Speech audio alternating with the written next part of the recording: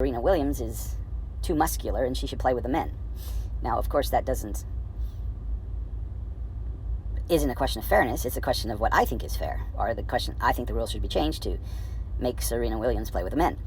But the fact of the matter is, she played by the rules, and in that case, it's fair. She didn't break any of the stated rules. So, in fairness, no.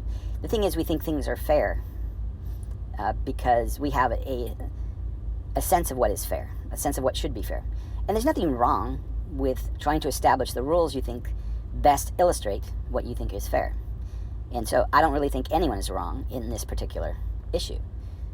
It's a question of the rules. Do you want the rules to reflect what values do you want them to reflect? And, on the face of it, we're discriminating when we segregate by women and men. We segregate when we have age categories. Or we discriminate. And we segregate in that matter. It's the question of, do we want to segregate? That is the ultimate question. Anyways, this is another terrible video by the Catalyzer, and I wouldn't say I'm getting back.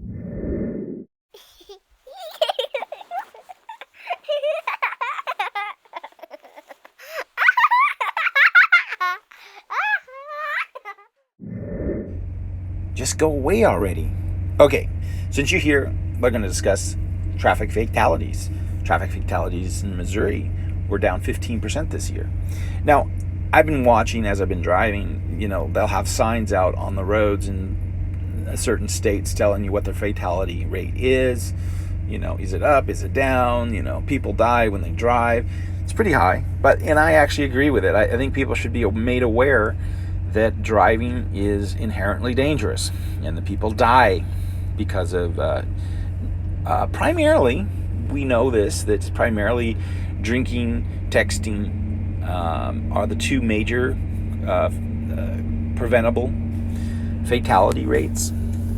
There aren't a lot of non-preventable, meaning that if people are paying attention, you probably won't get into accidents. That's also why they say that being a defensive driver, the chance of you being in an accident is fairly low, because you'd have to have someone doing something grossly wrong for you to actually get in an accident. I mean, the margin of error, not that there's a lot of margin for error, but there is quite a bit of margin for error if you're paying attention, making sure there's enough room in front of you. So there's a variety of things that you can do to make your driving safer. Sometimes it makes you annoying, but it does make the road safer. Although going too slow can be a hazard as well. And it's a question of what's too slow, how much is deferring traffic. Some states require trucks to go at a slower speed. Is this a good idea or a bad idea? Because it does interfere with the normal flow of traffic. So, open question on some of these things. I mean, we have some experimental data now that states have implemented these differences. Do they see more truck accidents, less truck accidents? I actually don't know the answer to that question. So if you're a curious type of person and want to know about it, tell me in the comments of this video. I will definitely read them and appreciate the feedback. But that's just something that I was thinking about in the making of this video. The first part and the second part and the third part that happened to be in this video. Here's the thing. When I made this particular video that you see, I actually was talking, and I knew that the camera was running, and I knew that my voice was being recorded. I did that as sort of an experiment, sort of a brain dump,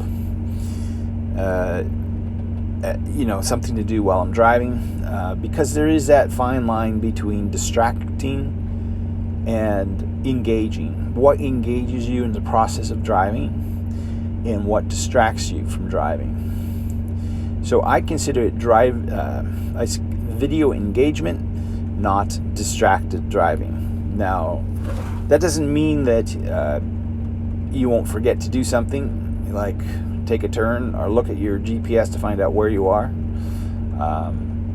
But are you safer in the moment in terms of causing an accident? That is the open question there.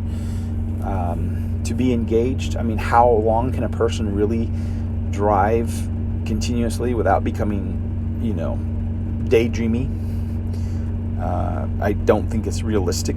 So we need to actually actively pursue strategies for staying engaged in the process of driving.